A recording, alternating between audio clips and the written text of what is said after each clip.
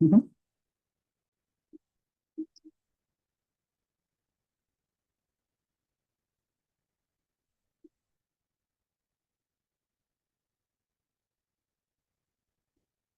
Hello, everyone. Welcome to this match in round two of the International Reparations Debate Competition for 2026. I am Jermaine Barrett, and I'm joined by two fantastic adjudicators. I'll invite them to introduce themselves, beginning with Roshana Jarrett. Good afternoon, everyone. My name is Roshana Jarrett, and I'll be serving as one of your adjudicators for this afternoon's match. All the best to both teams, and may the better team win. Thank you very much, Roshana. Now over to our other adjudicator, Diego Nelson. Hi, good afternoon, everyone. My name is Diego Nelson, and likewise, I'm also looking towards this match, and I'm hoping that everyone brings substantive contributions to make this a very riveting debate. Thank you very much. Now, this competition is proudly sponsored and supported by some fantastic organizations. Roshana, would you be so kind as to inform our viewing audience as to who the sponsors and partners are of the 2026 staging of the International Reparations Debate Competition? Most definitely. This year we have on board with us the University of the West Indies, the Center for Reparations Research, UWI Press, Jade, the University of Hull, and our main partner, the Repair Campaign. Thank you very much. And I will never grow tired in expressing thanks to these fantastic organizations who have seen it fit to power a competition as significant as this one. Now, ladies and gentlemen, it is time for us to meet our teams, our debaters. We have on team proposition Grand Bahama Academy out of the Bahamas, and they are joined in opposition by the team Morant Bay High School out of Jamaica. So we're going to now invite Grand Bahama Academy to unmute their microphones and introduce themselves to us in the order in which they'll be speaking. Good afternoon, everyone. My name is Vincia Burton. I will be the first speaker for the proposition.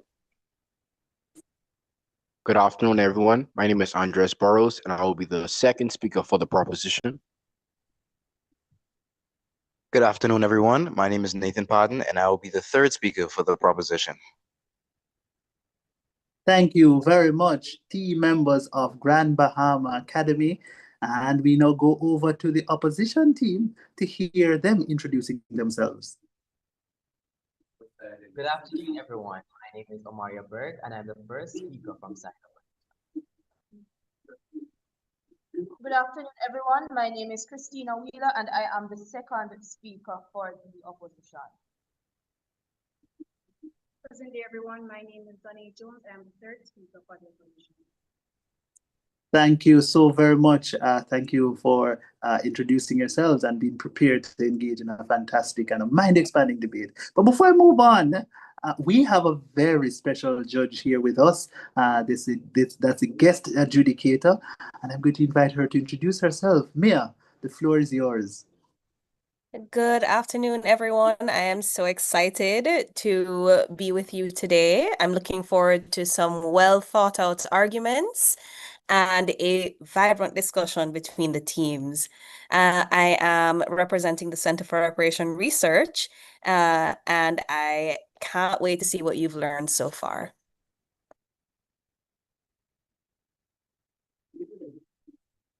All right. Thank you very much, Mia. Thank you. And we are delighted to have you on the panel this afternoon. Now, let us remind ourselves of the rules. That's reminding the debaters. But if you're just joining us, you might be unfamiliar with the rules of this contest. We're employing the Jade Parliamentary debate format.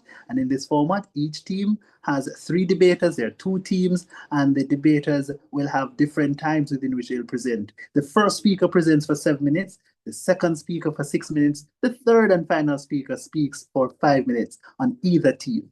After the first 2 speakers have presented their case, we will have a period of cross-examination. We'll also have another period of cross-examination after the second pair of speakers present their substantives. Now, the cross-examination will go as follows. In the first segment, the opposition team gets to ask 3 questions of the proposition team. And of course, we flip it and allow the proposition that thereafter ask questions of the opposition team. Each question is limited to 10 seconds, each response limited to 45 seconds. The adjustment with respect to the second period of cross-examination will be based on the fact that the proposition team, not the opposition, the proposition team will first get to pose their 3 questions, followed by the questions coming from the opposition team.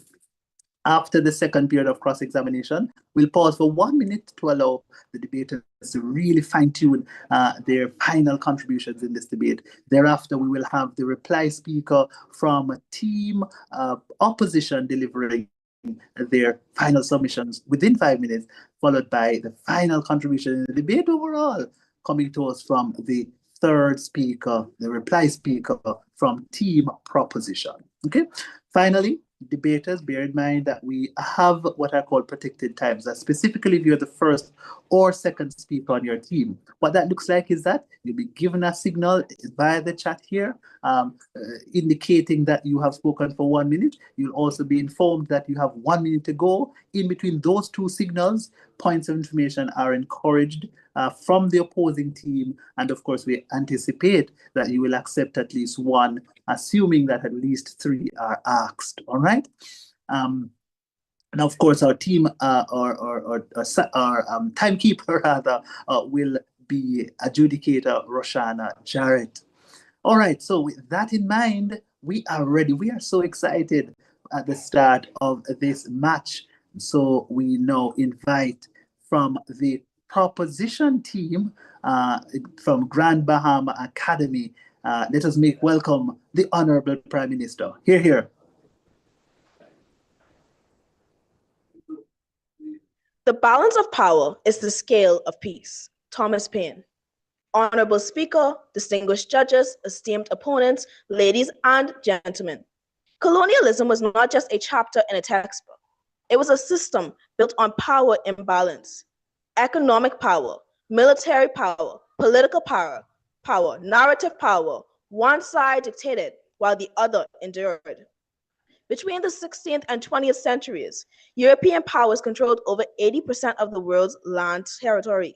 By 1914, at the height of imperial expansion, Britain alone governed nearly a quarter of the global population. That was not coincidence. That was imbalance institutionalized. So today, if a former colonial power offers an official apology that its own public does not support, and the former colonial state accepts it anyway, the message being sent is clear. Nothing has changed. We stand firmly in proposition. Colonialism survived for centuries because imbalance was embedded into every structure. The colonizer controlled the army and the weapons. The colonizer controlled the trade routes and the currency. The colonizer controlled the laws and the courts. The colonizer controlled the education system and the historical narrative. Power meant the ability to define reality. It meant deciding whose land was valuable and whose life was expendable. It meant extracting resources while calling it civilization. It meant silencing resistance while calling it order. The colonized were not simply conquered, they were positioned to depend. Their economies were reshaped to serve foreign markets. In many African colonies, over 70% of exports consisted of a single raw commodity, locking economies into vulnerability that persists today. Their borders were drawn without consent. Their governance systems were dismantled. Their cultures were suppressed. That imbalance did not disappear the moment independence was declared. Economic dependencies remained. Trade relationships remained unequal. Global institutions continued to favor former colonial powers. The imbalance evolved. Now, imagine, decades later, that same powerful state issues an apology, but its own citizens reject it. Polls show resistance. Political parties campaign against it. The public narrative claims no wrongdoing or minimizes the harm, and yet the harmed state accepts that apology anyway. When reconciliation lacks domestic support in the apologizing state, it is hollow. Hollow reconciliation is dangerous. If the public does not support the apology, then it has no democratic foundation. It becomes symbolic theater. It becomes optics without transformation. It becomes a statement that sounds moral but is not anchored in collective responsibility. After the Holocaust, reconciliation efforts by Germany were accompanied by sustained public education, memorialization, and reparations programs backed by broad domestic consensus. Billions of euros have been paid in reparations since the 1950s. Holocaust education is mandatory in German schools. Denial is criminalized. That durability came from public acknowledgement, not just governmental decree. When apologies are not supported by the public, they rarely translate into policy change, educational reform, reparative programs, or long-term partnership. Governments change, elections shift priorities, public opinion drives funding. If citizens do not believe harm was done, they will not support reparations. They will not vote for leaders who allocate resources to restorative justice. They will not defend curriculum reform that teaches colonial history honestly. An unsupported apology allows the powerful state to claim moral progress without changing its structures. It becomes reputation management. It allows the former colonial power to say it has closed the chapter while avoiding the cost of repair. That reinforces the original imbalance. If today the powerful state still controls the timing, the wording, and the conditions of apology, and the formerly colonized state accepts whatever is offered despite a lack of public support, then the imbalance persists in a new form. The powerful state decides when it is comfortable enough to apologize. It decides how far that apology goes. It decides whether it is followed by material action. And the harm state is expected to receive it gratefully, even if it lacks sincerity and durability. That is dependency disguised as diplomacy. Refusing unsupported apologies shifts that dynamic. It asserts that reconciliation must be mutual and collective. It insists that accountability cannot rest on a single administration, but must be embraced by society. Reconciliation requires durability. Durability requires public buy-in. Long-term cooperation, such as reparative initiatives, cultural partnerships, economic restructuring, and historical commissions depend on stable support. Without it, funding dries up and political will collapses while agreements stall. Refusing unsupported apologies does not reject reconciliation. It demands authentic reconciliation. If formerly colonized nations accept apologies that are contested and politically fragile, they risk normalizing performative accountability. They risk signaling that symbolic gestures are sufficient compensation for structural harm. By refusing, they establish a higher standard. They demonstrate that they are equal actors who determine the conditions of their own healing. And this stance creates change. Colonialism was rooted in one side deciding and the other complying. Refusing unsupported apologies breaks that pattern. It ensures that reconciliation is grounded in collective ownership, sustained commitment, and genuine accountability. An apology without public support is not reconciliation, it is image management. We refuse to let the powerful dictate the terms of justice again. By refusing unsupported apologies, we reclaim agency, we demand sincerity, we insist on durability. And that is why this House would not accept official apologies for colonial harms when they are not supported by the public of the apologizing state. Thank you. Thank you very much for that contribution, Madam Prime Minister. We now invite to open the debate on the opposition side, the opposition leader. Here. Can you hear me? Yes. Honorable Speaker, the government wants us to reject official apologies for colonial harm if those apologies are not supported by the public in the apologizing country. We simply must disagree. Because international responsibility does not depend on polling. Rather, it depends on state accountability. And today, we will show that acknowledgement has legal, diplomatic, and strategic value even when public opinion is divided. First, what does acceptance mean? Government is treating acceptance as if it means closure or forgiveness. But in the Caribbean context, especially through the CARICOM Reparations Commission, a formal apology is considered the first step in a longer process of reparatory justice, not the end of it. CARICOM's 10-point plan clearly distinguishes between statement of regret and full apologies that admit responsibility. So when we say we would accept an apology, we mean this. We accept the admission of responsibility and use it as the foundation for further negotiation. Acceptance is procedural, not emotional. My opponents, you argue that in democracies, governments change. You say that without public support, apologies may be reversed. But this misunderstands how state responsibility works. Under the UN International Law Commission's Articles on Responsibility of States for International Wrong Acts, when a state commits a wrongful act, responsibility attached to the state itself, not to a specific political party or administration. Article 1 states clearly, every internationally wrongful act of a state entails responsibility of that state. That responsibility does not disappear when elections happen. So the real question is not whether public opinion fluctuates. It is whether state acknowledgement has independent value, and we say it does. Our mechanism is institutional anchoring. We are not arguing that we accept empty speeches. Under our model, apology must be institutionalized. There are clear international precedents for this. Many state apologies, including parliamentary apologies for historical injustices, are entered into legislative records and linked to formal policy frameworks. When something is debated in parliament, formally recorded, and tied to bilateral agreements, it becomes part of political record. And reversing such commitments carries reputational cost. Honorable Speaker, in international relations, credibility matters. States rarely revoke formal apologies because doing so damages their global standing. So yes, governments change, but institutional commitments endure. Government would have claimed that without public support, that apology lacked legitimacy. But in international practice, states sign treaties, enter trade agreements, and make binding commitments without holding a referendum on each one.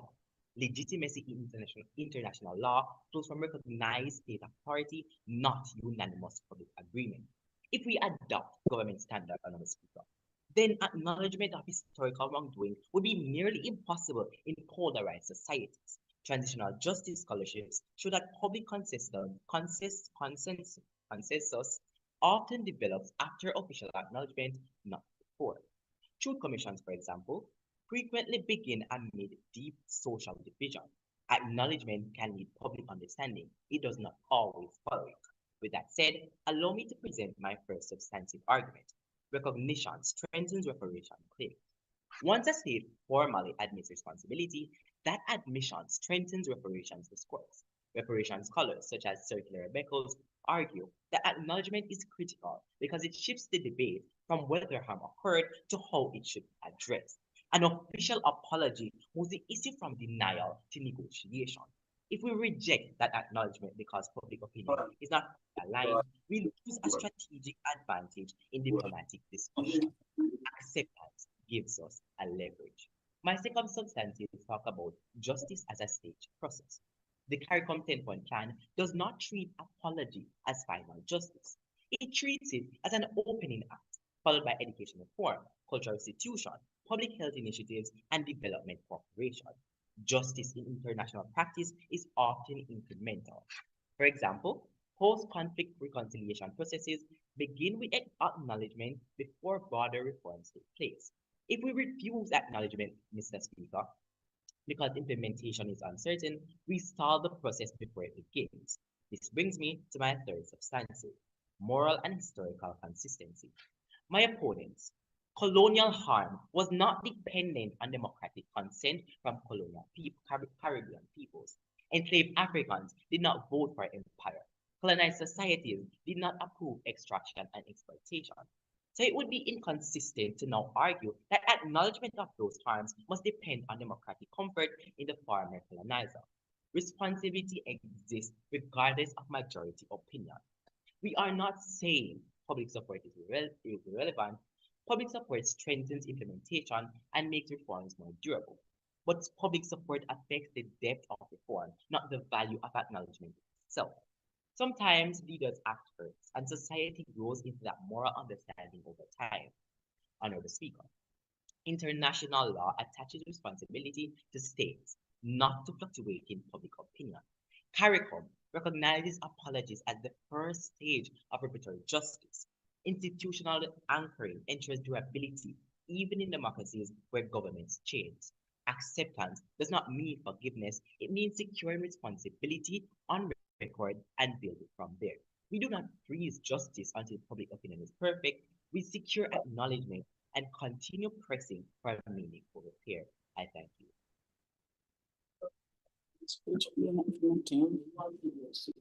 Thank you very much. That was the leader of the opposition. And we now move to the first segment of cross-examination. In this segment, the opposition team Morant Bay High School, gets to ask 3 questions first of the proposition team Grand Bahama Academy. Let's begin with the questions coming to us from Morant Bay High School. If international law attaches responsibility to the state regardless of elections, are you saying that public opinion can override legal responsibility? Good day. Can you turn up your mic or repeat the question, please? We cannot hear properly. If international law attaches responsibility to the state regardless of elections, are you saying that public opinion can override legal responsibility? Use a big voice, Sorry, we still can't hear. Can you repeat the question? Morant Bay, we're having a little challenge hearing you. Your audio is very low. Wondering if you can do anything to adjust that. Am I being heard now? You are being heard. Your teammate was not being heard clearly, though. Okay. I'll repeat. If international law attaches responsibility to the state regardless of elections, are you saying public opinion can override legal responsibility? But we're not saying that public opinion overrides the responsibility. All we're saying is that public opinion allows for the government to realize their mistakes and the public itself to be informed about the mistakes the government had made and to show that they are truly taking responsibility, and the public agrees with them and supports their reparatory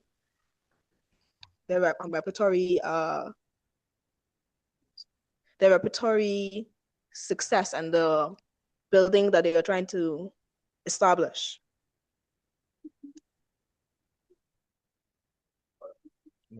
Now on to the next one. Governments enter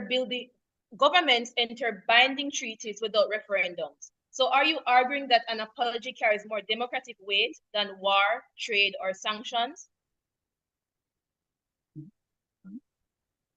We are not arguing that the apology carries the weight. We are arguing that the apology, when accepted by the public, carries the weight to allow for physical changes, allow for educational reform and various things such as economic, educational, and knowledge about what actually went on. You warn apologies may be reversed.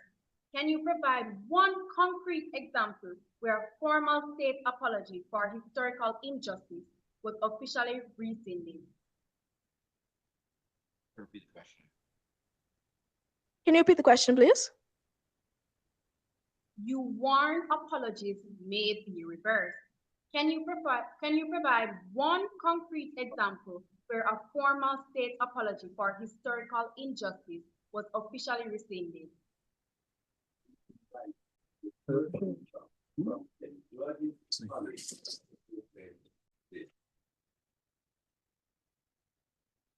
Well, an example is inside during when the former Prime Minister Tony Blair expressed deep sorrow and regret in Britain's role in the transatlantic slave trade, describing it as profoundly shameful. However, he stopped short of a formal apology. It was reversed. All right, thank you very much, Morant Bay High School, for those 3 questions. Thanks to Grand Bahama Academy for the responses. We now call upon Grand Bahama Academy to ask their 3 questions of the opposition team, Morant B. Okay, my first question is, what good is the apology if it is not fully supported by the society who also plays a part in such colonial harms? The apology is good whether or the apology is good regardless of the emotion behind it, because an apology leads to institutional, legal, and diplomatic changes. For example, David Cameron's 2015 visit to Jamaica, although it was not an official apology, it was an acknowledgement because he said that slavery was abhorrent. And even though that wasn't an apology, that simple acknowledgement made so many changes. It put CARICOM's diplomatic stance for reparations. It made reparative dialogue more interesting and more feasible. Thank you. You also stated, that responsibility is from a state, not leaders. But how can the state institutionalize change when the leader and public feel as if they have done enough by just apologizing? Because states were the ones that committed those atrocities, and international law recognizes states as recurring and consistent actors. So regardless of public opinion or regardless of the leader that is appointed at the time, states are continuous legal actors. Questioning, you stated that accepting apologies is a start for negotiation. However, how far can negotiation go if the apologies are not fueled by sorrow, but by supporting their reputation? Because we stated before that apologies are the first step. We're not saying that apologies are going to make the entire process better. We're saying that apologies are the first initiative taken in order to lead to reparative discussions, in order to lead to justice that needs to be served to the harmed countries. For example, CARICOM's plan literally lines out that apology is the number one and first step needed for reparative dialogue. Thank you very much. That was the response there to the question, the response coming to us from Morant Bay High School, the question posed by Grand Bahama Academy. Ladies and gentlemen, we now move the debate along with the presentation now from the Deputy Prime Minister, who comes to us from the proposition team, Grand Bahama Academy. Let's make that speaker welcome. Hear, hear. Mr. Chair, imagine a man owes you a debt that has bankrupt and crippled your family for generations. One day, he walks up and gives you a check for the full amount. You feel a moment of relief until you realize the account is empty. He has the paper, he has the pen, and he has the signature, but he hasn't put a single cent to back it up. An official apology without the public support is a blank check, a check signed by a leader, but lacking the sincerity of the full public who failed to fund the check. Mr. Speaker, honorable adjudicators, worthy opponents, ladies and gentlemen, a pleasant good day. I stand firmly in agreement with the proposition side of this debate, arguing that this House would not accept official apologies for colonial harms when they are not supported by the public of the apologizing state, because such apologies lack genuality and weaken the global standard of justice. Firstly, apologies that lack the public support lack sincerity. An apology is more than a word spoken by a leader or a politician. It is a total societal admission of wrongdoing by an entire society. When former colonial powers like the United Kingdom harmed and enslaved individuals in early Jamaican and Bahamian civilizations, such wrongdoings were not committed by one leader. However, these acts of enslavement and cruelty were committed by systems funded and normalized by the entire society of these former colonial powers. So, if the people of the apologizing state do not support the apology, then what exactly are we accepting? History also helps us prove this point further. According to an article published by History News Network on November 27, 2006, it stated that in November 2006 and March 2007, then Prime Minister Tony Blair expressed deep sorrow and regret for Britain's role in the transatlantic slave trade, describing it as profoundly shameful. However, the former prime minister stopped short of an official apology. These comments were made during the 200th anniversary of the 1807 abolition of the Slave Trade Act. In an article for the New Nation newspaper, Blair wrote that it is hard to believe that what would now be a crime against humanity was legal at the time, and expressed deep sorrow. The former prime minister said he was sorry. However, he failed to present an official apology on behalf of the government. Why? Because there was a significant political and public resistance in the United Kingdom. Many feared that a true apology could open the door to reparations. Public support was divided. The result: no reparations, no structural reform, no long-term commitments, just careful wording. If the public does not stand behind an apology, leaders water it down to avoid backlash. The apology becomes about protecting the apologizer, not honoring the victims. Now, the opposition may say, but an official apology is still in progress. Even if the public disagrees, at least the government is trying. But we ask, progress towards what? If the public rejects the apology, it can be reversed in the next election. It creates resentment instead of reconciliation. It lacks societal and social involvement. The apology lacks weight. Governments change. Public attitudes shape the future. Without public support, apologies are fragile and temporary. If you truly want to receive reparations, why are you protecting society who also play a role in these societal injustices? The entire society is to blame. The entire system is at fault. And until the entire society takes accountability for its involvement in colonial harms, this House will not accept such apologies. Furthermore, if we accept apologies that lack public backing, we send a dangerous message. Words are enough. History shows us what happens when we accept symbolic gestures. Consider the 2009 apology issued by President Barack Obama to Native Americans in the United States of America. It was passed quietly in a defense spending bill. There was no national broadcast, no education campaign, no reparations. Most Americans did not even know it happened. Because it lacked broad public engagement and support, it had little impact on indigenous communities. Structural inequalities remained. Land disputes remained. Economic disparities remained. This is what happened when apologies are disconnected from the people.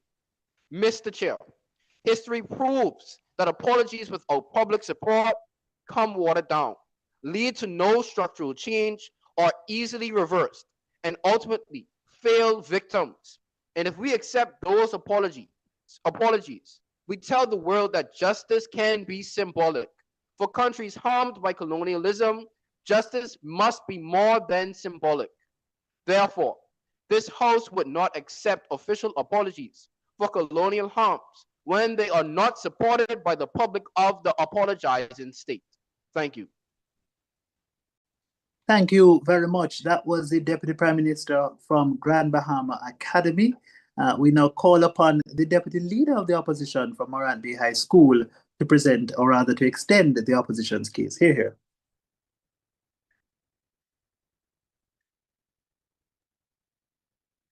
Good afternoon. Can you hear me? Yes, we are hearing you. Honorable Speaker, my worthy opponents and respected judges, good day to you all. Let me begin with a simple question. Since when did justice require a vote? Since when did accountability become subject to a popularity poll?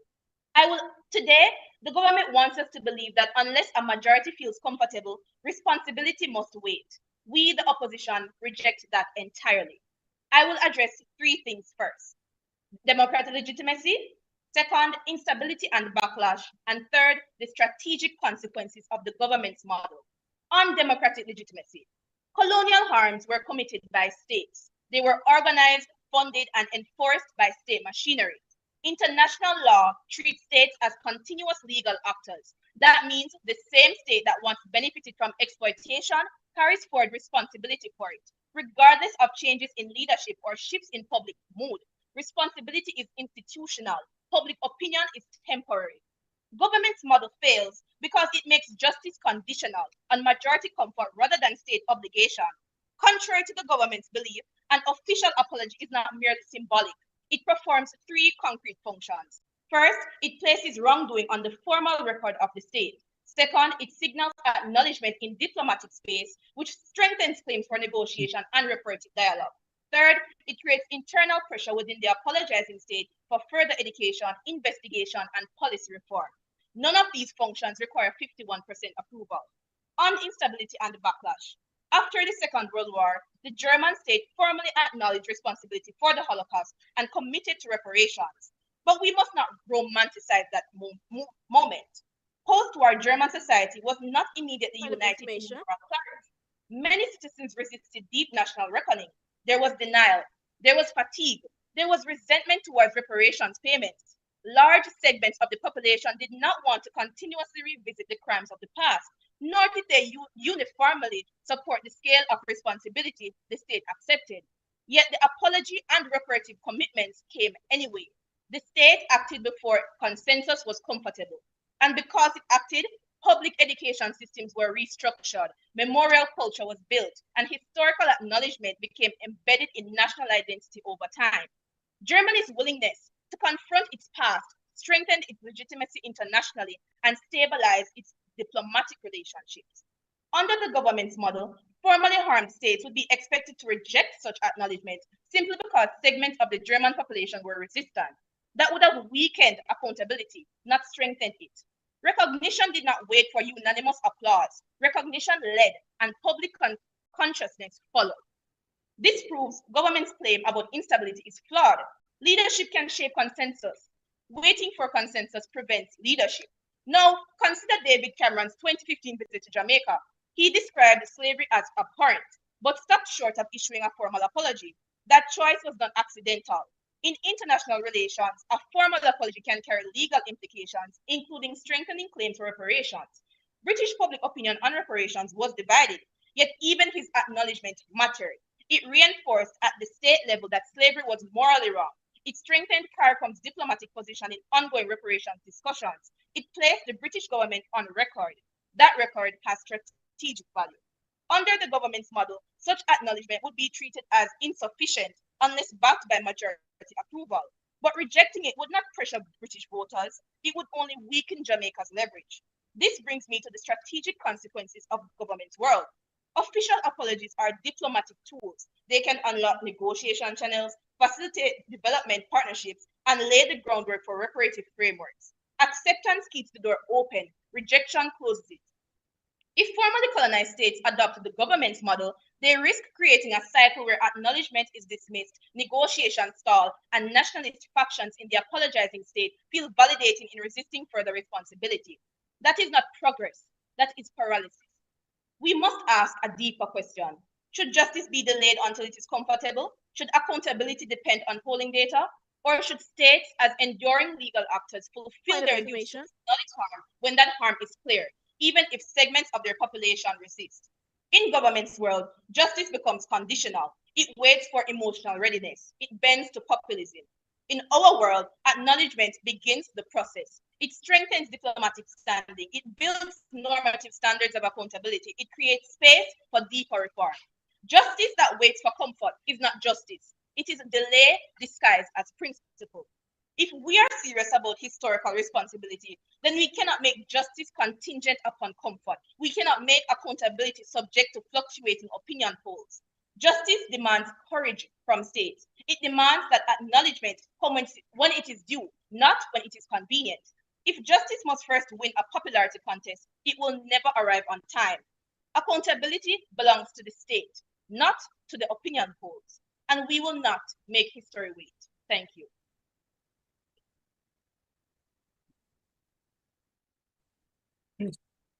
Okay, thank you. Thank you very much for that speech, Deputy Leader of the Opposition from Morant Bay High School. We now enter the second segment of cross-examination, and the difference here is that the proposition team, Team Grand Bahama Academy, gets to ask their questions first of the opposition team.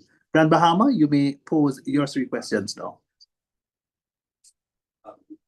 My first question is, you stated that the reparations given after the Holocaust did not occur because of public responsibility, but it is true that the change occurred due to those telling their stories and society accepting it as hurt. Sorry. Could you repeat that question? I didn't hear the ending. Sorry. I said that you stated that the reparations given after the Holocaust did not occur because of public responsibility, but it is true that the change occurred due to those survivors telling their stories and the society accepting it as wrong. I heard that question. Thank you. I would like to reiterate that Hitler was elected by the German populace.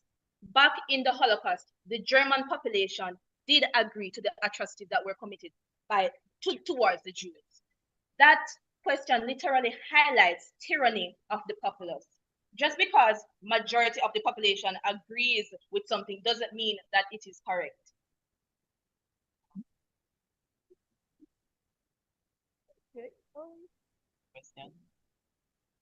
Okay, Speaker 2 stated, waiting for consensus prevents leadership.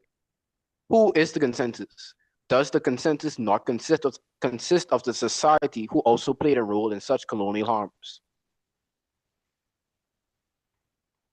But under international law, states colonial harms were committed by states, and therefore apologies must be made by states. Consensuses do include the public, but we are saying that states should be the ones to apologize because states were the ones that committed those atrocities, not the public. And the government is elected by the consensus to present them on the international level. Okay, our final question. You said that apologies cannot wait until states are comfortable. But is it not true that by not utilizing public support, the state can take all the time they require to issue a start of reconciliation? All right, excuse me, sorry, you must frame that question within 10 seconds. So you may ask it again within 10 seconds. Speaker 2 stated that the apologies cannot wait until comfortable, but is it not true that by not utilizing public support, the state can take all the time they require to issue a start of reconciliation?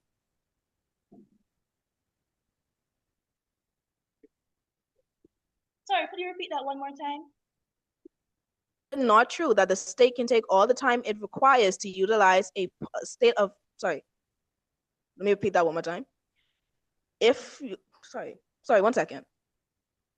You said that apologies cannot wait until the state is comfortable, but is it not true that the state, by not utilizing public support, the state can take all the time they require to issue a start of reconciliation? We are not arguing about the immediacy of reparative justice. What we are saying is that states were the ones that committed the atrocities, so they should be the ones that answer towards that justice. It is true, well, public opinion is temporary and it can be changed, but we're not arguing about the immediacy of the reparative justice. Okay, thank you very much, proposition team, for those questions. Thanks, opposition, for the responses. Team opposition, Morant Bay High School, you may now pose your questions to the proposition team, Grand Bahama Academy. First question. Colonialism did not depend on democratic consent from the colonized. So why should acknowledgement now depend on democratic comfort from the colonizer? Can you repeat the question, please? Colonialism did not depend on democratic consent from the colonized. So why should acknowledgement now depend on democratic comfort from the colonized, the colonizer?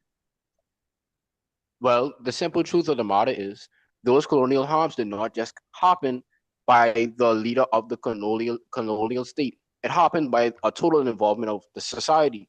So how can we accept an official apology from the leader of the colonial state and not accept and not require an apology from the total society who also played a part in such crucial colonial harms.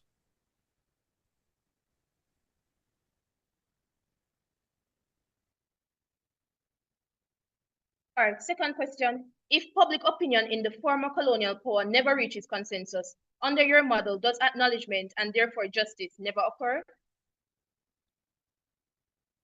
Sorry, can you repeat the question? If public opinion in former colonial power never reaches consensus, under your model, does acknowledgement and therefore justice never occur?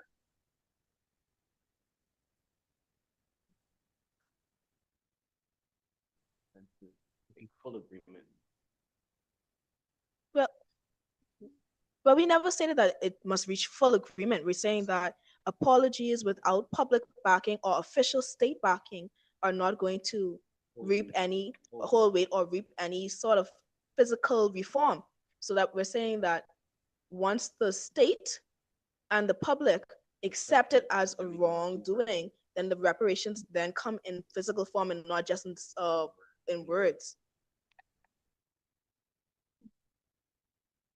If a former colonial power formally admits responsibility, does that make reparation negotiations easier or harder? Can you repeat that question, please? If a former colonial power admits responsibility, does that make reparations negotiations harder or easier? Well, it would make negotiations easier if the colonial power is admitting that it did wrong. The public has no choice but to accept to accept that as true. They are literally admitting that they did wrong to the lesser state.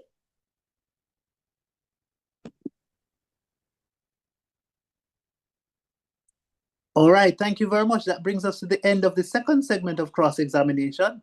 We will now take a 1-minute pause and then we will resume with the reply speaker from the opposition team.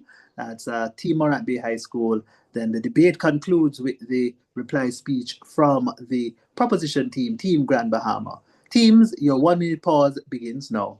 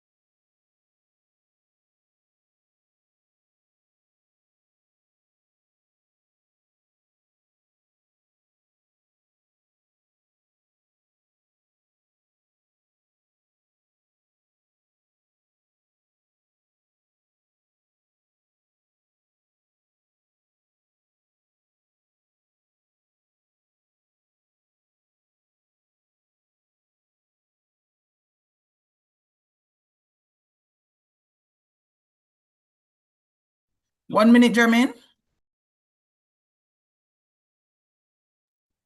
All right, thank you very much. Thanks, Roshana, for that bit of information. Teams, your 1 minute has elapsed. And so let us now get the debate resumed with the presentation now from the reply speaker from Morant Bay High School. Here, here.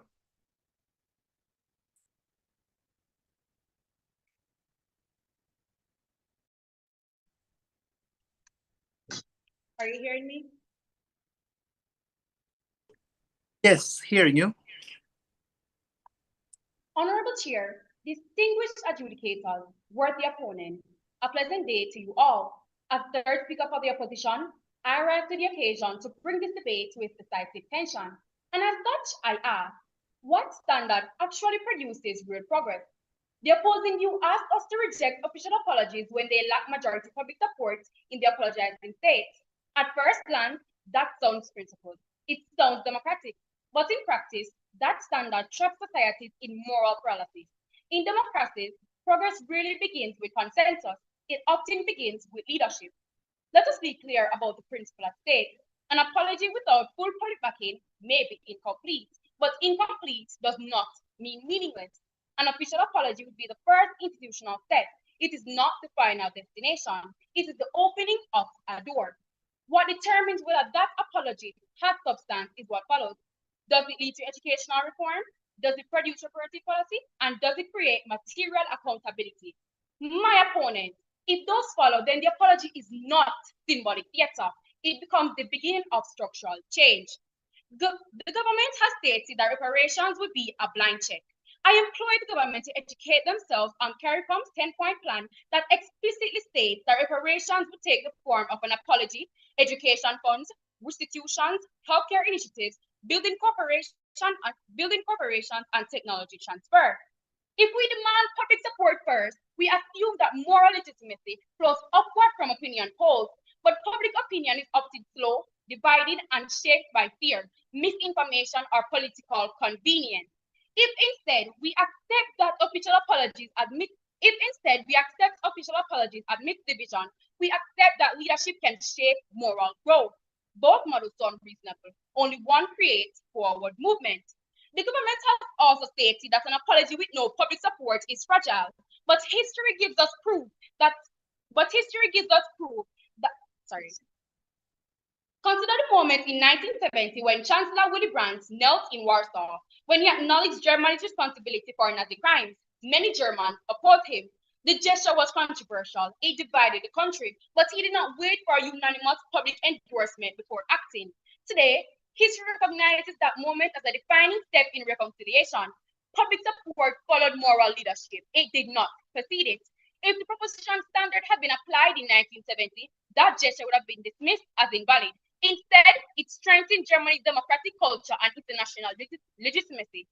Leadership moves society forward. Waiting for togetherness would have protected the status quo.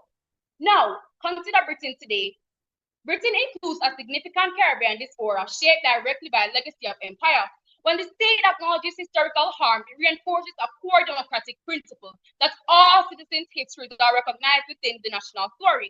That strengthens social cohesion, and social cohesion is not a sentimental gesture. It is stabilizing. Reduce societal fracture, lower governance instability. Lower instability strengthens institutional trust. Institutional trust correlates with economic confidence. Economic confidence attracts investment. Accountability builds trust. Trust builds stability, and stability builds prosperity. The apologizing state does not weaken itself by acknowledging wrongdoing. It demonstrates moral capacity. It shows that its institutions are capable of reflection and reform. That is not vulnerability. That is democratic strength. The proposition asks us to adapt to a rule that says, do not move unless everyone else agrees. But history shows us that real progress does not operate that way. If we had required consensus before abolishing injustices, before expanding rights, and before confronting past crimes, we would still be waiting. We defend a standard, a different standard, a standard that says if institutions are willing to reflect, reform, and take responsibility, that is progress worth accepting, even amidst division, because democracies grow when leaders are willing to move first, and the societies that endure and evolve are the ones capable of admitting when they were wrong. I thank you. Thank you very much. That was the reply speaker from Morant Bay High School advancing the opposition's case in this debate. To conclude our debate, let us now make welcome the reply speaker from Team Proposition. Of course, Team Proposition is represented by the Grand Bahama Academy. Let us make welcome this final speaker in our debate. Hear, hear. Mr. Speaker, reparation. Satisfaction that is made for a wrong and not deducted from the satisfaction felt in committing it. Quoted by Ambrose Bierce. Moderators, fellow debaters, opposition members, ladies and gentlemen, good afternoon. As a proposition on the following moot, this House would not accept official apologies from the colonial government unless supported by the public of the apologizing state. We wholeheartedly believe that without the support of the public on the matter, the colonial government's actions would not reflect those of the nation as its entirety. To reiterate the truth spoken by our first speaker, refusing unsupported apologies breaks the pattern of abuse. It ensures that reconciliation is grounded in collective ownership, sustained commitment, and genuine accountability. To address our opposition, I say it makes it easier for negotiations as the public backs the colonized state, as the colonial power admitted to wrongdoing forces the public and officials to accept that they are in the wrong. To further emphasize the candor of our second speaker, let us remember that history proves that apologies without public support become watered down and lead to no structural change, are easily reversed, and ultimately fail if we accept those apologies. But an official apology is still in progress, you may say. Even if the public disagrees, at least the government is trying, you say. But we ask, progress towards what? If the public rejects the apology, it can be reversed in the next election. It creates resentment instead of reconciliation. It lacks societal and social involvement. The apology lacks weight. I now pose the question, what if the public, which doesn't agree with the government and retaliates to the colonized nation?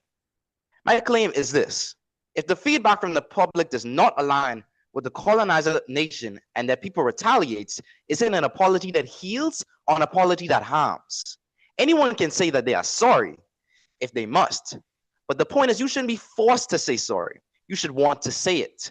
No one will accept a bold-faced lie, but when words are said with sincerity and actions supported that follow, it meets the criteria for a true apology needed for reparations. You may think this is nothing more than a mere hypothetical. However, there are clear examples of this happening, resulting in reparations being tarnished. For example, we have the United Kingdom and Kenya reparations from the Maui Maui uprising. Britain agreed to compensate Kenyan victims of torture during the colonial rule. The British public did not agree with this, and the backlash from their retaliation resulted in headlines which suggested the apology was rewriting history and warned of a floodgate of reparation claims from other colonies. British newspapers like the Daily Mail and the Telegraph ran opinion pieces questioning why taxpayers should pay for colonial era abuses decades later. Victims in Kenya also felt the compensation was too limited and excluded many who suffered. The apology, which was meant to be a positive gesture, was overshadowed by disputes over fairness and fear of financial liability. The British backlash in 2013 shows exactly why apologies without public support fail. Instead of healing, they sparked resentment at home and disappointment abroad. Therefore, it sparked further conflict among the countries. This shows us that the justice requires recognition of harm by both leaders and citizens. Without public support, healing requires that the apology is not just symbolic, but transformative, leading to education, reparations, and changed attitudes. Without public support, apologies risk being forgotten or reversed by future governments. An apology without the people's voice is not reconciliation, it is deception. We do not want words from politicians. We want truth from nations. This house stands for apologies that heal, not apologies that harm. Another example of this can be seen from Germany and Namibia for the reparations for Herero and Nama genocide in 1904 and 1908. In 2021, Germany officially apologized and pledged 1.1 billion euros in development aid to Namibia for colonial atrocities in Germany.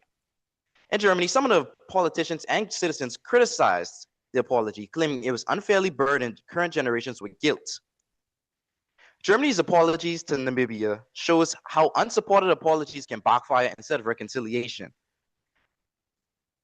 They triggered protest in Namibia and political backlash in Germany. While it didn't lead to violence, it created division and mistrust, proving that the apologies without public support risk worsening relations rather than healing them. Moderator.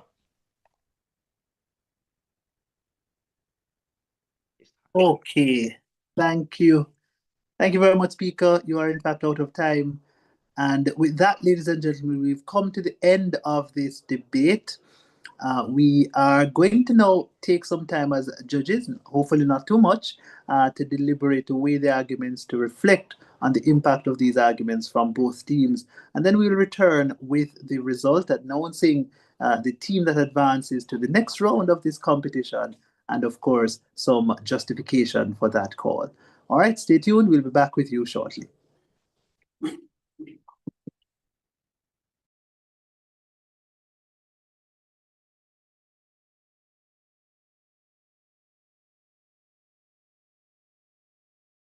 I am Andres Burrows. I am Vincia Burton. I am Nathan Patton. And we are Grand Bahama Academy. The Caribbean was built off stolen labor. While our ancestors, sweat and blood enriched Europe, our nations were left in chains of ruin and poverty. These injustices still echo today. Reparations are not charity, they are justice. They are the debt owed to us as the Caribbean people, a key to the future of dignity, equity, and self-determination. We look forward to participating.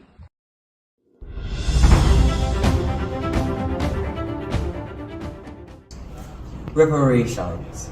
It isn't a handout. It's repair, it's justice, it's dignity, and it's due. They ended slavery but left the chains. Poverty, pain, and stolen futures stay. 130 trillion. That's what 4 centuries of stolen lives are worth. Pay up. The Center for Reparation Research is thrilled to launch this international reparation debate competition. This international reparation debate competition that we launched today for secondary schools is one of our most important projects. How do we engage youth on matters of reparatory justice? The change needed in the education system can only be advanced when the youth are engaged and their voices are heard. Why is reparations so important in and for the Caribbean? Because time comes for justice for our ancestors. Time comes for the Caribbean to insist on the right to development, to be compensated for the violence against our ancestors. So outreach to the young people who have joined this movement is critical. There is no mass movement that isn't a youth movement. And we certainly want reparations to be a mass movement. So it's really exciting, though, to have a regional stroke international debating competition. And I'm looking forward to your participation as you construct your arguments for and against, remembering that the 10-point plan for reparatory justice is our guiding framework for the areas in which we are demanding compensation, because we certainly want to impact the public opinion and awareness in Europe. So it's fantastic to have the United Kingdom participating as well. So why is it important for youth to be involved in the reparation movement? Being involved in the reparations movement is critical to youth if one is to know their history so that they can understand why their societies are functioning as they are today. The future of the countries we live in are dependent on the current situation that exists today in our countries. And these current conditions were created by the past, including indigenous genocide, African enslavement, indentureship, and colonization. Being involved in reparations is about seeking justice, seeking a way to reduce inequalities in our own countries and then in the broader world. It's about seeking a more peaceful and balanced world, where global problems are solved in partnerships, not in isolation. I believe the sponsors are hoping this competition will allow our youth to gain knowledge about the past so that as young people, you'll be able to make better decisions in the future and make our countries better places. We know that we need to understand stories about people that look like us. So the fact that so many of you young people have registered was so encouraged by your enthusiasm and your passion for wanting to enter this debate. It is so important. It's just at the core of who we are, that we need to understand where we come from, understand our true history, and having a debate competition on this particular topic is such an important milestone. To have a real conversation about repair, and the fact that our young people were so articulate with their presentations, and to ensure that we keep educating our young people, because you are the future of us and are the Caribbean's a sustainable future. So congratulations, everybody. We are looking forward to the debate. Encourage everyone to join the debate. Thank you so much, all. Education about the history of the oppression of a people can either be a tool for liberation or a tool for reinforcing trauma. What allows for education to be one or the other is not the topics taught, but how they are delivered. Therefore, we, the proposition, would like to firmly state that teaching the history of the transatlantic trafficking of enslaved Africans, or TTEA for short, does significantly more harm than good, not because of the topic, but because of the current pedagogical approach taken. Your average high schooler learns about the transatlantic trafficking in enslaved Africans through a rigid, standardized curriculum. They are taught by a teacher who is expected to simply deliver information, often in a lecture format, and test students on their ability to memorize facts, years, and names. In this setting, students are not invited to engage critically with the material, ask difficult questions, or relate the content to their own lived experiences. Instead, they passively receive a version of history unable to truly process its relevance, impact, or emotional weight. Where is the opportunity to understand how this horror shaped the blood in our veins and the names we carry? There is none. Students memorize facts and regurgitate them on paper. But inside, the lesson lingers, that the history of the African diaspora is one of subjugation, and that their place in the world is to suffer and survive, not to lead, not to thrive. This is exactly what Paulo Freire, in his work The Pedagogy of the Oppressed, described as the banking method of education, where students are treated as empty accounts to be filled by the teacher. Freire believed this model was fundamentally oppressive because it prevents learners from becoming active participants in their own liberation. It discourages dialogue, reflection, and consciousness raising. This is what he calls conscientization. The teaching of the transatlantic trafficking in enslaved Africans today in many classrooms still follows this harmful pattern. When this topic is taught in a banking method that assumes dichotomy between human beings and the world they live in, Freire says an individual is a spectator rather than a recreator. This kind of teaching doesn't empower, it conditions students to fit into a world shaped by oppression rather than resist it. And that is why we say it does more harm than good, because it teaches history in a way that keeps students passive, not engaged. We learn about Oladoye Ekiano, we learn his name, we learn that he experienced this and he wrote an account, but do we open the book and study it and analyze it and discuss it with our teachers the way that Israeli schools discuss Elie Wiesel's Night of the Holocaust?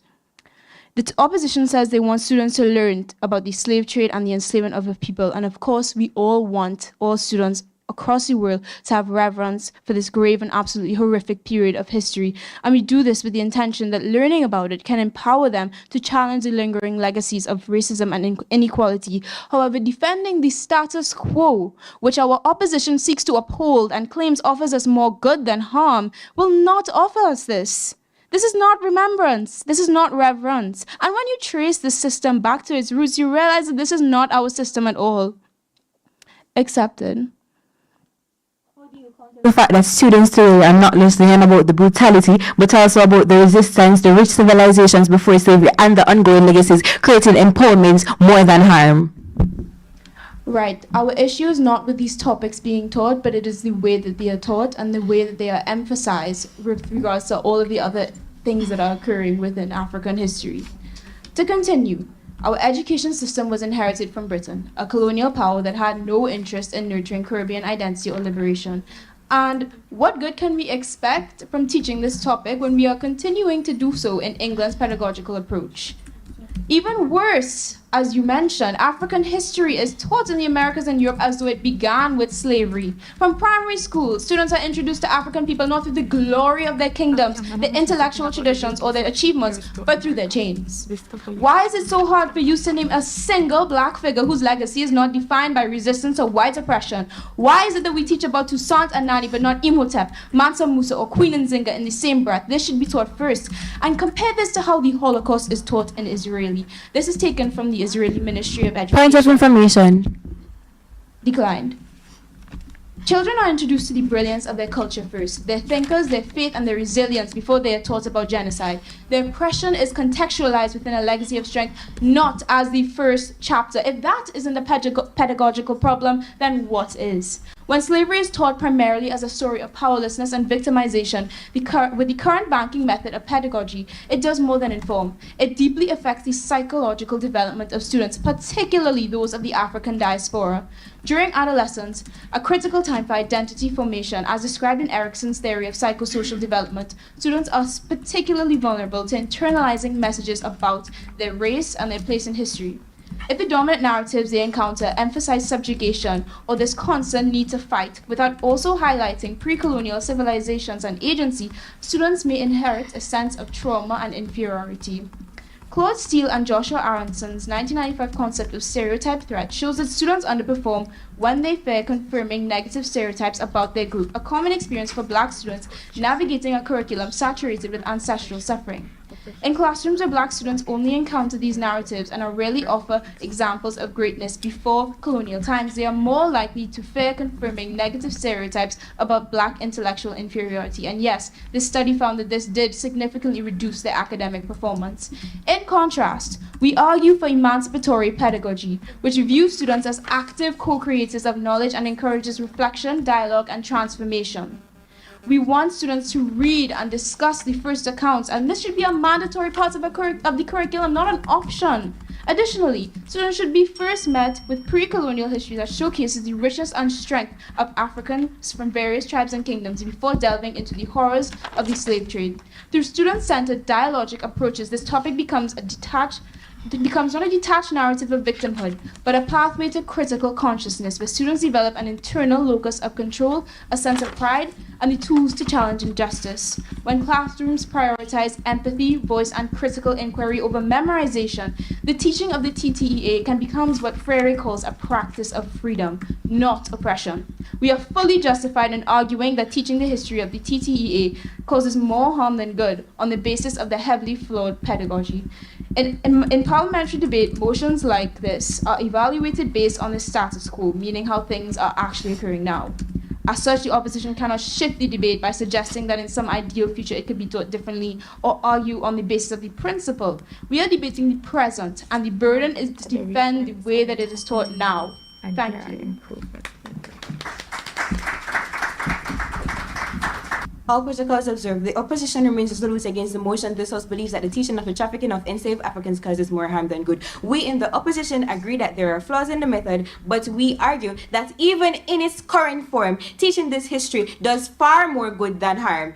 We accept the definitions posited by the opposition with the exception of the word harm. Harm caused by the teaching of the trafficking of enslaved Africans in this case is more like temporary discomfort that fosters long-term justice awareness and healing. The proposition burden is to prove that the act of teaching this history is inherently harmful, even when taught well, and that these harms are so deep and widespread that they outweigh all educational and social benefits. We must prove that the current approach generates more harm than good, and 2, the harm is not inherent to the method but as a result of poor implementation, and 3, that the teaching of enslaved Africans creates civic awareness, empathy, prevention of recurrence, and general social progress. The status quo, the history of the transatlantic trafficking in enslaved Africans is already being taught, but with growing care and impact. Students today are learning not just about the brutality, but also the resistance, the rich civilizations before slavery, and the ongoing legacies of inequality. Yes, some schools get it wrong. Reform is being done for more inclusive, trauma-informed, and empowering education, making it the norm. Mr. Speaker, we are not for the current way of teaching this history. The motion didn't state the current way. We are for the best way of teaching this history.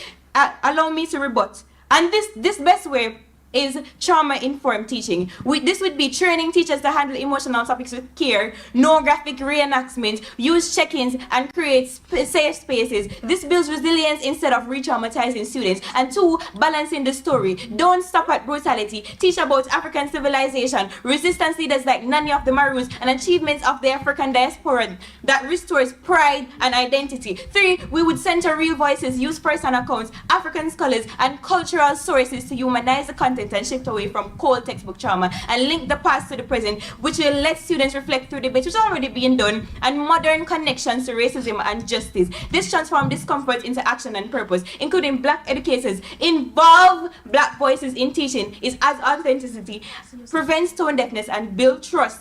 in diverse classroom. This is credible as the RUN program has a similar approach, and it has proven to be working, as it has a 94% increase in the racial unity and empowerment. Allow me to rebut the misconceptions provided by the government. The government stated that teaching of trafficking of enslaved African causes discomfort and psychological harm. But let me say that discomfort is not harm, Mr. Speaker. And the 2019 UNESCO states that students taught slavery alongside resistance have greater empathy and understanding of justice. And secondly, discomfort is necessary for growth and historical reckoning, just like the Holocaust education or genocide studies. They also stated that the current method does not include the history before slavery. But Mr. Speaker, let me say that this is a big misconception. Most syllabi incorporates the history of the Africans before they were colonized. We don't learn about slavery before we learn about Mansa Musa. We don't learn about slavery before we learn about Songhai Empire.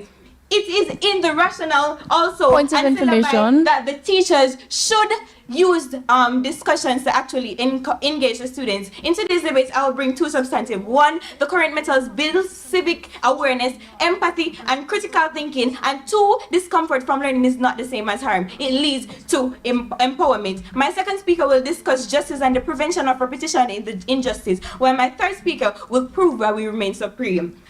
Our first substantive is the harm lies in the method, not the content. My first warrant is balanced teaching that includes stories of resistance and survival, reduces emotional harm and builds empathy. When we emphasize both suffering and human dignity in the trafficking of enslaved Africans by teaching resistance, African agency and survival, we shift from trauma to empowerment. It does more harm than good because it builds pride, resilience, and understanding. For example, the Holocaust education isn't taught by showing only images of death camps. They come with stories of resistance, survival, and moral courage. It fosters pride, empathy, and moral courage instead of guilt or division. That's why balanced, trauma-informed teaching benefits are supreme. My second warrant is effective, safe teaching already exists and work. We're seeing programs like Facing History and Ourselves offer concrete evidence that teaching hard history can be both emotionally and safe, intellectually enriching. According to a 2021 RUN Corporation study, students in these programs which is a reform program by the way, show that 94% increase in civic agency, meaning they felt more empowered to take social action and reported deeper empathy, stronger historical understanding, and more open-minded attitude. And the fact that we're seeing this in real classroom, Mr. Speaker, proves that harm is not inherent to the topic. It's about how we design the curriculum and support teachers, and we are currently doing this now through reform. If we have models that work, and we do, then the moral burden shifts to improving delivery, not erasing the content. What my third warrant is suppressing this history causes more harm than good. Mr. Speaker, be aware that we're not talking just about the current history. We're talking about the teaching of the history overall, because that's what the mood says. In environments where slavery is ignored or downplayed, misinformation spreads like wildfire. Students grow up believing that slavery was minor, that racism is just a mere relic of the past, or that systemic inequality is simply an overreaction. This ignorance sustains real-world harm, and contrary to this, we're seeing that countries like Germany, who have faced their history head-on with regards to the Holocaust, show lower levels of historical denialism and far-right extremism than those that whitewash. The impact, it promotes social equity and activism, because when students learn this history accurately and empathetically, they become more socially aware, engaged, and ready to challenge injustice. And two, it empowers empathetic, informed citizens who are empowered to fight modern injustice. And three, it protects future generations from repeating injustice itself. My second substantive is silence enables racism to thrive. My first warrant is when schools avoid teaching slavery, they leave students with distorted or incomplete narratives. In the absence of formal education, when students are left to piece together understanding from biased media, peer opinions, or online misinformation, the result is a deeply distorted view of race and history. A 2018 SPLC report showed that only 8% of the U.S. high school seniors could identify slavery as the primary cause of the Civil War. When students believe that slavery was a voluntary arrangement or that racism ended in 1865, it undermines every effort to promote justice and equality today. Silence gives racism plausible deniability that it suggests falsely that if we don't talk about injustice, it must not exist. The impact, it ensures future generations, and with that, And with that, the proposition momentarily rests. 400 years ago. 400 years ago, my people were dragged from their homes, tribes, families, placed on floating wood, and shipped across the Atlantic to what will be later described as the most inhumane act of all time. Cold, dark, uncomfortable, cannot describe the trip in ships where whips did not fail to miss. Injustice, rape and disgrace, blood rains, brute, force, ignorance, hate in their veins. Sweat and tears, labor revealed, produce from king fields only for the esteemed. 400 years of eroding one's pride, culture, heritage, value. 400 years of the iron chain, stringing up, leaving bare. Oh, but they never cared. Why fight when you would be met with sharp blades? So don't you dare cry out in fear. Why not plan an escape with the plaiting of one's hair? Oh, the drums, listen, dance, communicate. For tonight we fight a battle not even death could spare. Blue eyes, white skin, master said that's beauty within. But guess what? Black, brown, gold, royalty, reparations, we are owed. Them say hassa, but we say cassava. That's where we get the strength from to beat and conquer. For tonight, we're returning to Ghana. You may say, I'm a descendant of slaves because of the rich melanin that gushes from my pores. But I came to tell you tonight, I am not a slave. Rather the descendant of kings and queens. I am the embodiment of the divine. I do not chase, I align, I attract. What's meant for me already has my name on it. I am the personification of beauty, the expression of love, the creator of life, the acknowledgement of freedom. So go ahead, call me what you want, because when I die, bury me in the oceans where my ancestors jumped from the ships, because they knew death was better than bondage. This is something that I wanted to discuss since Emancipation Day, but did you know that Britain only finished paying for slavery in 2015? Yes, 2015 as in 10 years ago. This fact was revealed in a since deleted tweet back on February 9, 2018 by the then Her Majesty's Treasury. In 1833, Britain borrowed 40% of its national budget, £20 million, to finance the Slavery Abolition Act. This act was the official end of British slavery and went into effect on August 1, 1834.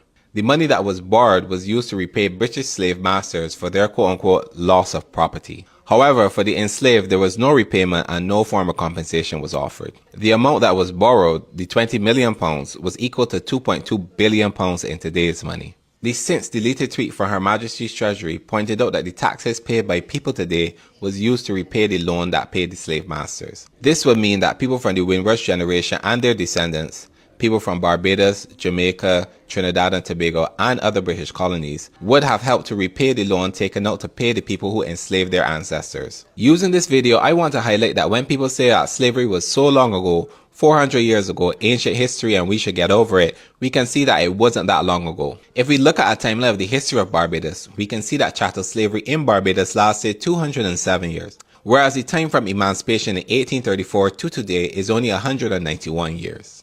So as a nation, we spent longer in slavery than we've spent free.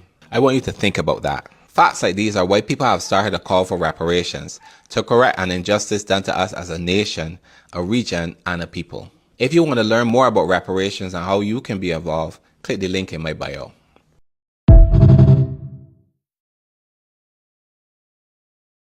What you take, give it back. Stolen riches, give it back. My name, you changed that. Your hate, keep that.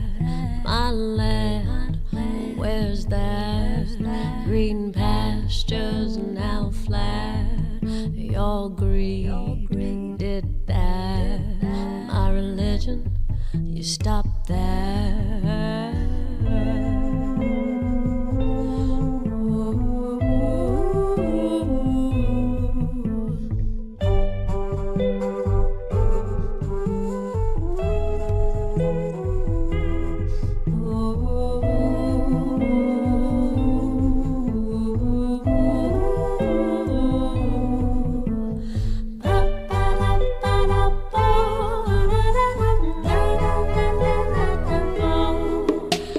African emancipation experience is a story of resistance and breakthrough, so that I could stand before you and speak to you because my ancestors paid the price for me.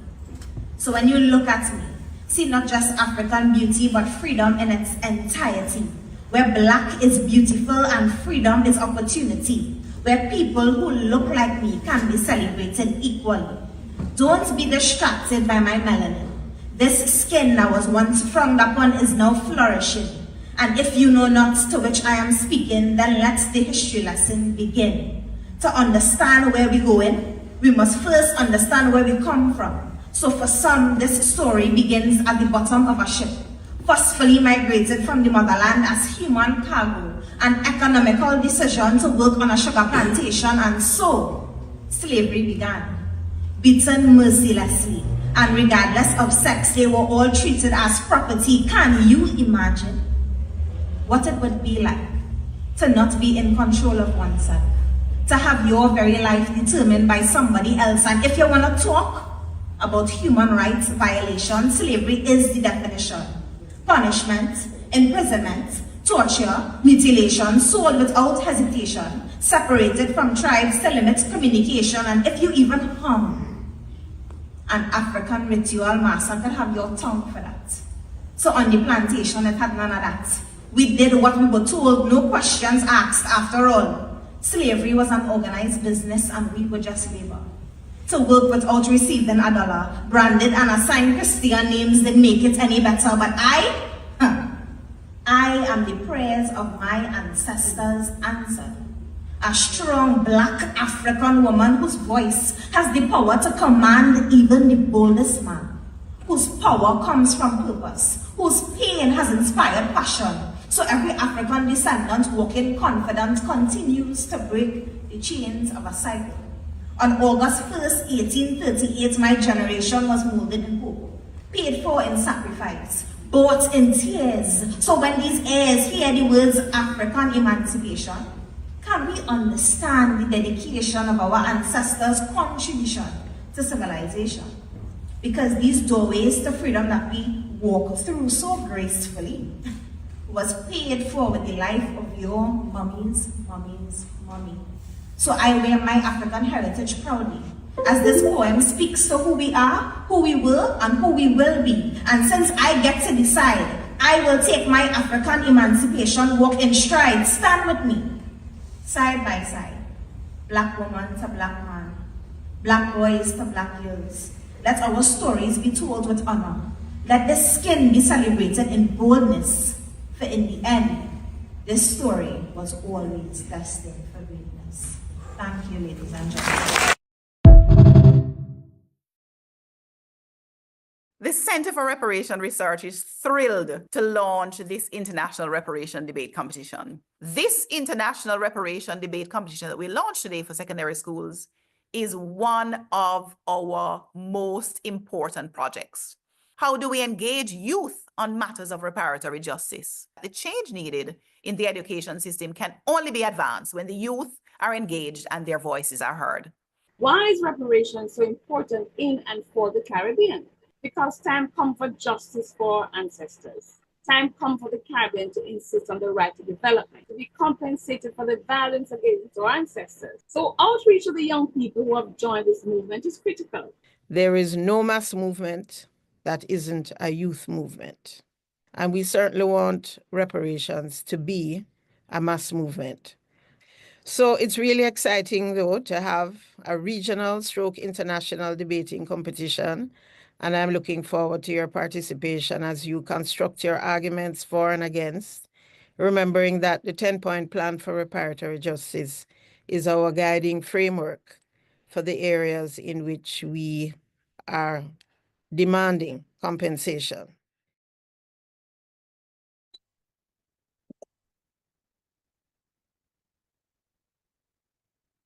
Thank you very much, ladies and gentlemen, for sticking around and awaiting the decision of the adjudicators on this match that just ended. Before I get into the analysis and announcement of the team that advances, I want to give the floor to Mia McMorris, our guest judge, who has some sentiments that she'd want to express to the teams. Mia, the floor is yours. Good afternoon again, students. I just want to say how impressed I was with your wealth of knowledge. It was apparent to me that you both did research and you took into account the material that you had available. I think that there was a real critical acknowledgement of the issues that CARICOM has put forward. I think you both really contextualized the positions on both sides. So it was really good to know that the information is permeating other circles. So thank you so much for affirming that. Thank you, Mia, and we definitely endorse those sentiments. We thought it was an excellent contest between both teams. Both teams being the Grand Bahama Academy out of the Bahamas, and of course, opposing them was the team from Jamaica, Morant Bay High School. All right, so let's just remind ourselves as to what the issue was. The issue centered on whether or not an apology that does not have the backing of the people of the apologizing state, should that be rejected by the recipient state, those of us who live here in the Caribbean? Should our governments reject such an apology, right?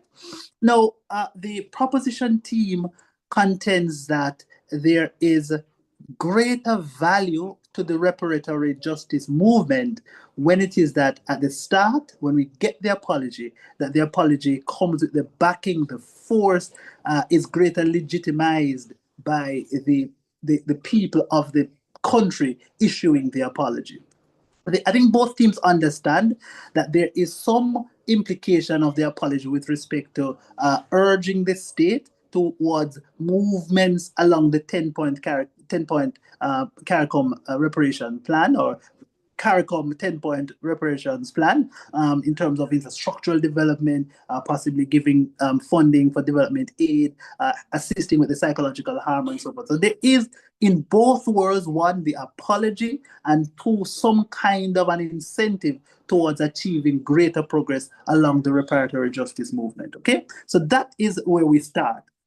We think that this debate really stands or turns on the question of, having had the apology which is obtained in either world, which world best secures greater and more guaranteed progress, more certain progress along the path to reparations or full reparations. And Grand Bahama tells us that there is a democratic incentive that they tap into with respect to sort of affirming that guarantee. They say that governments are almost, you could almost say, beholden to the people. When it is that the people speak, when it is that the people are acting in concert with the government, then the government finds greater legitimacy to act. Okay? When it is that the people, when the governments have acted and the people aren't backing them, the people don't share the sentiments, at least as a majority, then there is likely some unlikelihood of full commitment to the reparations movement.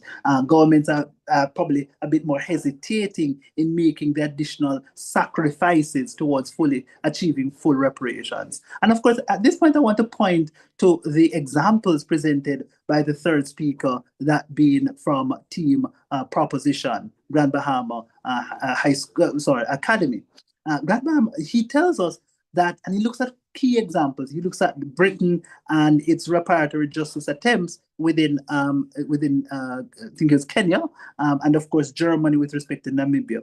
And in both instances, the apology, the commitment came from the government, but unfortunately, that commitment suffered some hiccups, albeit we know, because we are intelligent voters here as a panel, we know that reparations still was issued, but it threatened to derail the reparations, reparatory justice progress or process. Now, the question in our minds is, to what extent is this likely? We are of the view that on the question of the likelihood of sort of a solid guarantee towards reparations, we think that team proposition, the Grand Bahama Academy, does a better job at proving this outcome. Now, let's think about what we get though from opposition. Opposition tells us that, one, an apology is akin to a legal bilateral or multilateral agreement, such that in as much as these agreements, multilateral, bilateral agreements, agreements between countries, are more often than not honored, and successive administrations still uphold them in the main, they expect that an apology, being in their estimation a similar kind of creature, will ultimately benefit from a similar guarantee. We needed to understand from Morant Bay why this is the case. We felt that it was characterized as such very assertively.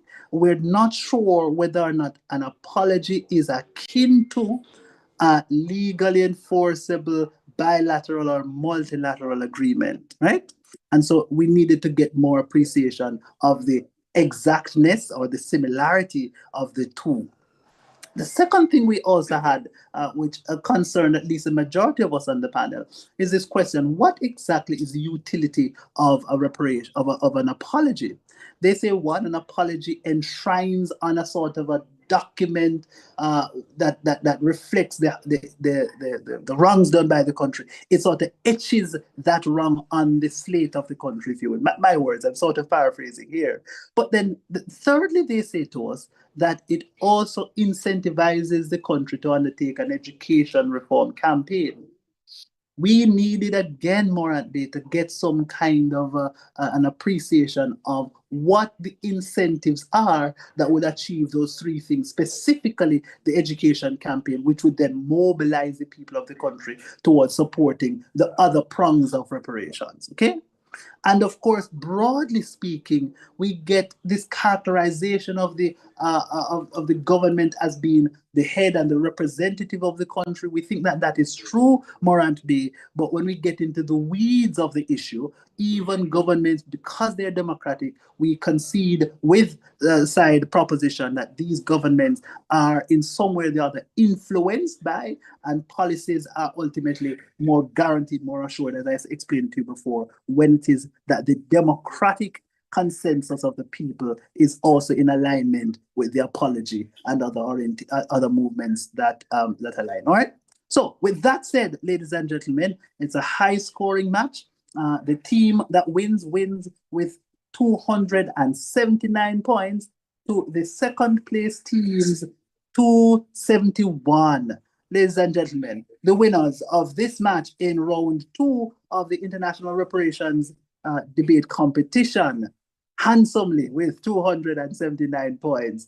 And I invite both teams, before I make the announcement, to unmute their microphones so we can get some reactions. The winners of this match, ladies and gentlemen, is the team from Grand Bahama Academy, Team Proposition. Congratulations, Grand Bahama Academy. And so at this time, before I announce the best debater, we will now invite both teams to exchange some pleasantries and some sentiments, one towards the other, beginning with Morant Bay High School.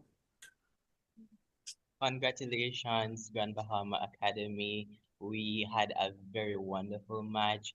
We appreciate the sentiments, and we just want to once again give our appreciation. Thank you very much. And of course, Grand Bahama SDA, you may now extend your sentiments. Congratulations as well, Morant Bay. We really enjoyed debating with you today. The back and forth was wonderful. We really enjoyed your position and your take on the subject. All right, so both teams are happy to have participated in the debate, and now for the final anticipated announcement, that of the best debater. Ladies and gentlemen, the best debater comes to us from the winning team, Grand Bahama Academy of SDA, and that team, ladies and gentlemen, that speaker rather, is the first speaker, the Prime Minister. Hear, hear. Congratulations, Prime Minister, on securing that coveted title of Best Debater. All right, so this brings us to an end. It was an enthralling and exciting, a mind-expanding, dare I say, a contest between two very, very excellent teams. And so with that, we come to an end and we say, stay tuned, don't go too far. We are coming up next with the final match for the day, which features two teams that are so very prolific, so very experienced, and ultimately guaranteed these two teams to provide an excellent show. Thank you very much. See you in a short while from now.